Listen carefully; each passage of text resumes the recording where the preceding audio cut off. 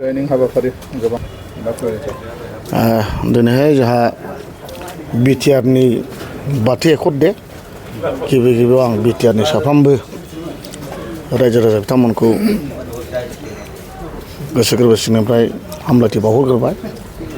जायखिजाया नंगौ दिनैबो बनारगाव प्राइमारि एबा बनारगाव गामिथारनिफ्राय बिथांमोना गोदो इउथ अफिसाव थायोमोन बिपिएफनि दिनाव। बिथांमोना दा दिनैहाय बिजेपि दोलोखौ मोजां मोननानै बिजेपिआव जयनिं जाफैदों।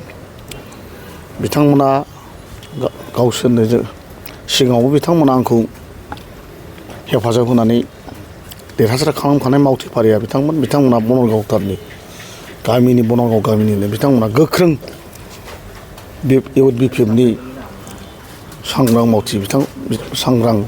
मावथि फारिया बिथांमोन। जायखिजाया थिग बिदिनो आङो सिगाङावबो नोंथांमोननि सिगाङाव बुंखादों लासै लासैनो आङो बिदिनो जयनिं प्रग्रामखौ लालांबाय थागोन। माने गोबां आंजों दिनैसिमबो कन्टेक्टआव दं, लाइनाव दं। बिपिएफनि जेसेबां इउथनि मावथि फारिया बिथांमोन आरो गुबुन गुबुन बिबानाव थानाय एबा पाब्लिकनि गोरों गोरा रायजो बिथांमोना आंखौ सावरायगासिनो दं। जोङो बिथांजोंनो थांनांसिगोन होननानै गोबां रायजो राजाफ्रा बुंनाय दं। बेखौ आं खोनाखाजोब्बाय आरो नंगौबो। गोबां आंजों कन्टेक्टबो लायो, सम सम फैयोबो। नाथाय आं गासिखौबो आं मिडियायाव हगारजोबा। जिखिनि रायलायो आं रायलायबाय थायो आरोखि।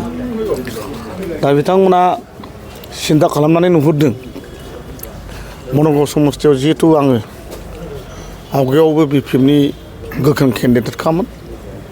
दा बिपिएफ गारनानै दिनैहाय बिजेपिआव आं हाबफिनबाय। दा बिजेपिआवबो रायजो राजाफ्रा आंखौनो गोख्रों केन्डिडेट होननानै मिथिखायो।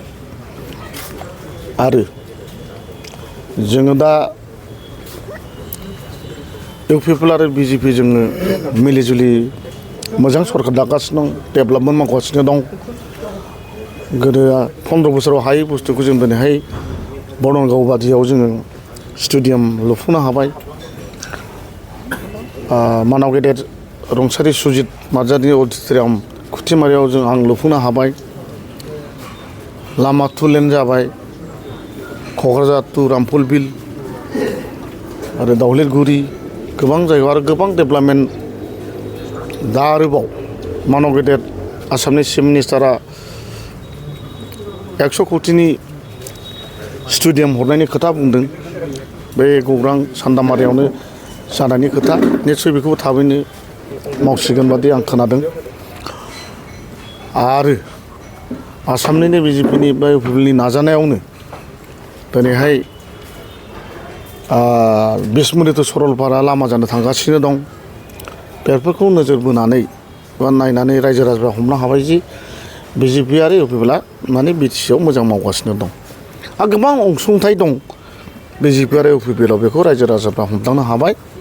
बेनिखायनो दिनैहाय जोंनि बनारगाव ओनसोलनि साफ्रोमबो वार्कार बिथां एबा रायजो राजाया आंजों फैदों आरो फैबाय थागोन होननानै आं आसा खालामदों आरोखि। बेखिनियानोसै।